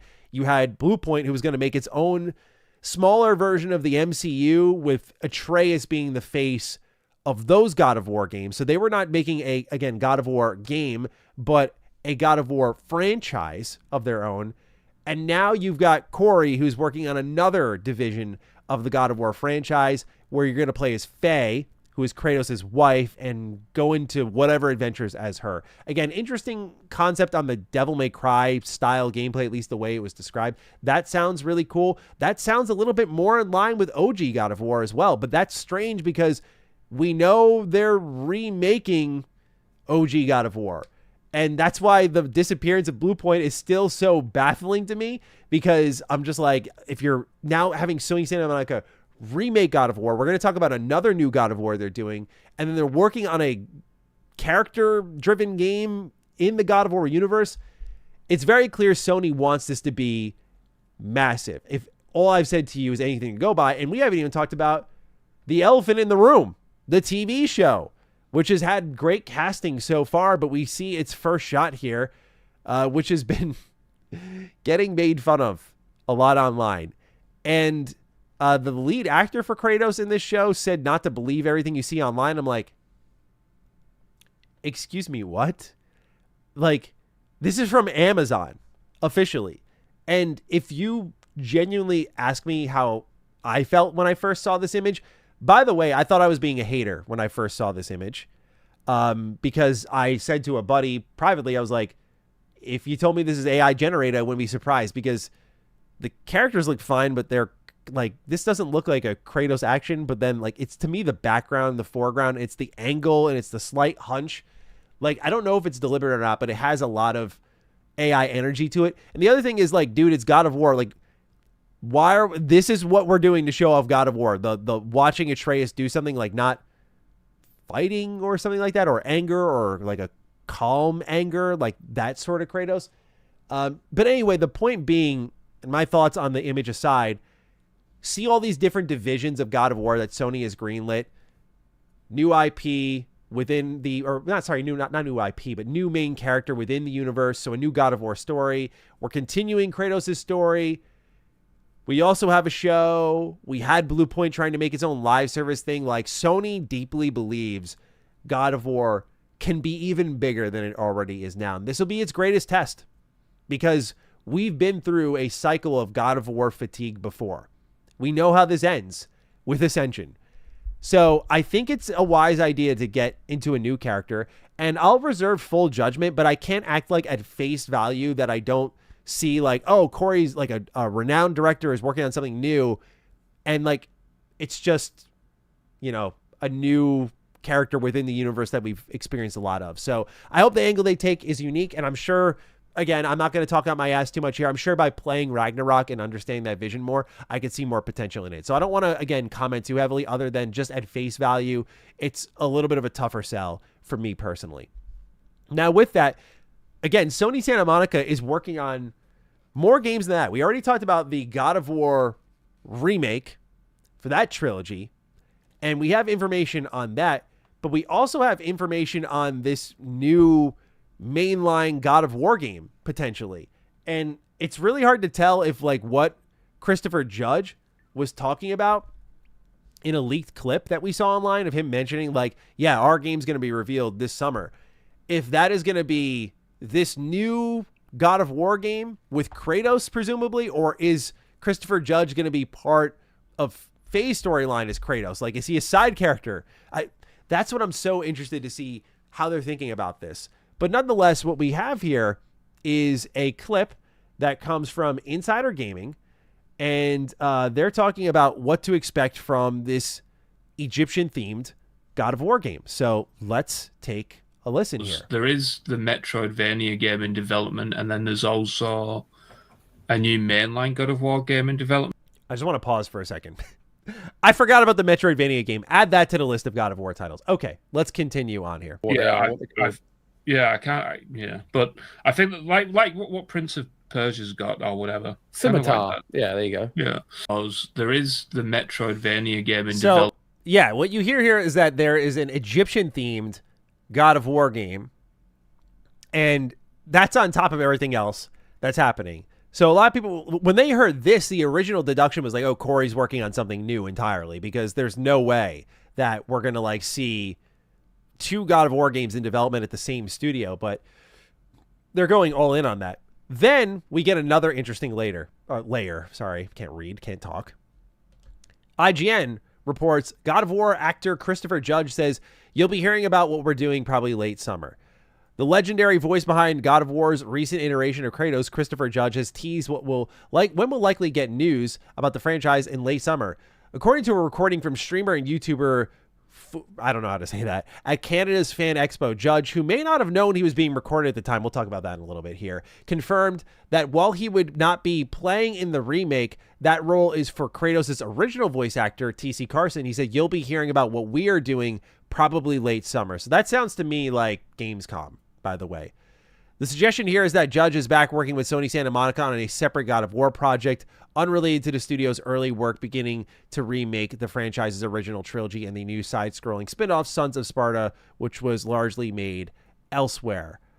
Interestingly, Judge also explained that the recently announced remake starring T.C. Carson will boast all new technology in it, adding more stuff such as a new fighting system.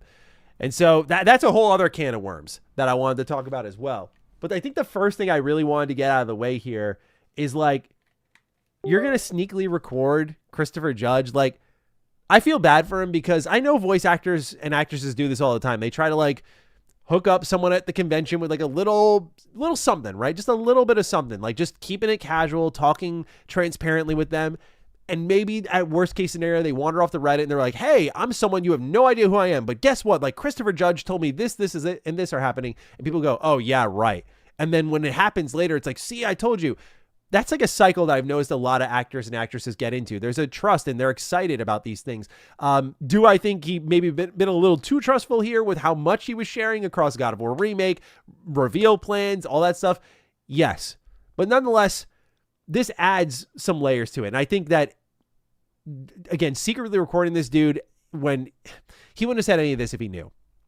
And so I think that was unfair to him. But nonetheless, we now know the God of War Remake is going to change some things. We have a new gameplay system, new stuff. I imagine they're going to add in probably a new camera perspective if they're changing the gameplay, new technology. So it looks like it's more from the ground up. It's not kind of like what we got with Oblivion where they just made the game look better. Again, what I'm interested to know is if they're going to chain together all these God of War games into one experience or if they're going to do them all separately. So that'll be interesting to see. But late summer is when we're going to learn more about it. And that lines up with, again, what Nate the Hate was saying here, where the reveal this year and release first half of 2027, barring any delays for this Fae-focused game. So Sony Santa Monica is in an interesting spot. That's 3 projects, all just wheel spinning. Again, I would be so surprised if they are handling the remake trilogy by themselves. Again, it just makes no sense why Bluepoint had to go if they were working on their own God of War stuff. That project didn't work out, but they had all of their own God of War stuff to maybe help remake God of War 1, 2, 3. Like, I don't think 3 really needs a remake, but I digress. Like, it just seems weird how this is all played out. So right now we have 3 different God of War projects happening here at Sony Santa Monica. And so that's interesting. Unless like because again, the new game that they're talking about starring Faye, is that like also involving Kratos in Egypt? I'm like, no, right? This is a separate thing. So I still feel a little confused on the whole matter, but nonetheless, things will be made clear this summer, it seems like. So I got a little bit of time before I finally play God of War Ragnarok, which if anyone's wondering why I never played it, it's just because like burnt out on the Sony style of game. You know, I will critique Xbox till the ends of the earth, but at the same time, they do put out a good variety of exclusives, or when they did exclusives, I guess first-party games that are of all different shapes and sizes, and I appreciate that. Sony's sort of third-person over-the-shoulder approach, it's like, I've seen this before, and it's not interesting or appealing, and I need more. And so now I know that there's more on the way, and it's going to be different, so that makes me excited and interested in parts of what this Faye action game will be. But nonetheless, ladies and gentlemen, that's the very complex write-up on what's going on here with Sony Santa Monica. So we'll see. We'll see in due time. It seems like late summer, Gamescom time, opening night live, we'll have our answers. Chat, how are we feeling about what's going on here? Because it looks like there's a little bit of IP milking. So I'd like to see how y'all are feeling. Got another super chat here. Ice, thank you for supporting the stream so much, man. Films and shows have a bad track record of choosing the worst first look image. The actual scene in context probably won't look like this either. Yes. But at the same time, I mean, it's just the selection of the image is really bad, and ignoring any of that, I don't think it's like the lacking context or anything. It's just like, what's going on here? I think the show will probably end up being fine though, but it's just a weird selection. It reminds me of like when the Witcher Netflix show revealed the whole Nilfgaard armor set and it looked like a garbage bag over someone's chest. It looked terrible. So yeah, and first season, at least for Witcher, turned out all right enough. Centruzi, thank you for becoming a member. I appreciate that.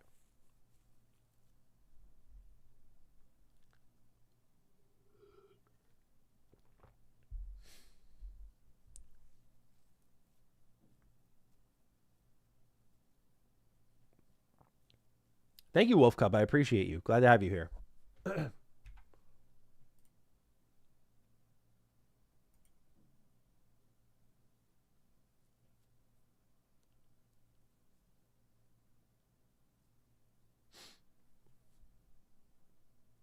Large Hog says, I have God of War fatigue, but I think it's a personal issue more than the games themselves. Yeah, like I don't blame them for why I feel the way I do about their games. But at the same time, I'm like, you guys kind of go with the same camera angle and shtick, and it feels cyclical. It all feels cyclical. A little too cyclical. A little too well-oiled machine for my liking.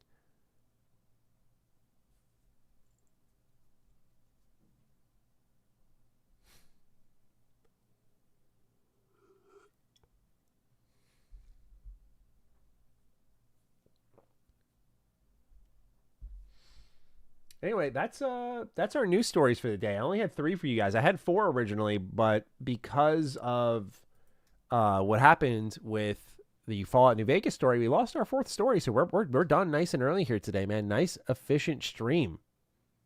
That's true. Uncharted Wolf. Astrobot, let's throw that into the mix. Astrobot, got to put some respect on their name.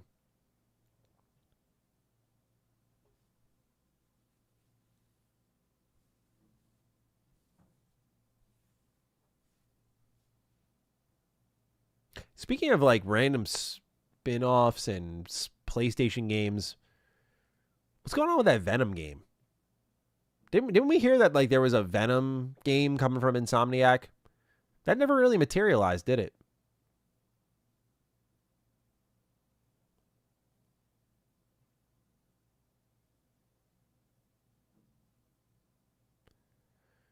Jason, I'm not whining. I'm not whining. I'm just saying like I'm excited more for Faye than more like God of War. Does that make sense? Like I'm also I think it's fair to be a little trepidatious with what's going on right now with God of War, where it's like, okay, TV show, new character getting their own mainline series, Kratos series continuing, remakes, a side-scrolling spinoff. Like you can see the vision Sony has, like this is going to be our MCU. Like there's a God of War MCU. So I'm a little worried about that. Okay, we got some super chats here as well. Let's see here. They're to keep the hack and slash in the God of War trilogy remakes. You'd hope so. I'm more like just I'm waiting for the conversation we're gonna have about the sex mini games. I feel like if I'm PlayStation, put that in the PlayStation blog now. Like, hey, we're not removing this. At least I hope not. I think Kratos has to be out of pocket to build him into to the man we see nowadays. If I remember correctly, you haven't finished Blood and Wine, right? Me too. Yes, you are correct. But my plan is still to play that in April. I'm gonna start my new Witcher playthrough then. I got some reading to catch up on, because gaming news has been so crazy, and then I wanted to play Requiem, so it's been a busy time. But I gotta finish Time of Contempt quick and catch up.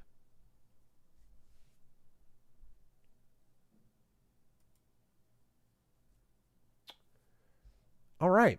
I think that'll be it for today, guys. This is a good stream. It's a good little tight stream here today because we went overboard last time, but let's just keep the kind of the wheel spinning here because it's 6 on my end, so I want to go grab some dinner. But this is a lot of fun, just hanging out, getting back into things. So I appreciate you all being here, man. Just thank you for hanging out. We had 900 of you at one point, but all 758 of you now. But I appreciate you all hanging around and just cooling it with me for another new stream here. I'm hoping this Friday we'll have more stories to talk about, but this is a nice way to get back into the action. Nothing too overwhelming here, but I appreciate you all being here immensely. So we'll be back this coming Friday. Our usual time is what I'm planning for, kind of like a 3:30. I know we went live a little bit later today, so I appreciate you being here. But thanks, guys, for being here. You know, I appreciate this again. And so we'll have a video out tomorrow and Thursday as well, so you can look forward to that. But otherwise, guys, thanks for being here, and I'll talk with all of you soon. Mwah. Goodbye. And shout out to Shivan for the super chat. I appreciate you. I caught you at the last minute, bro.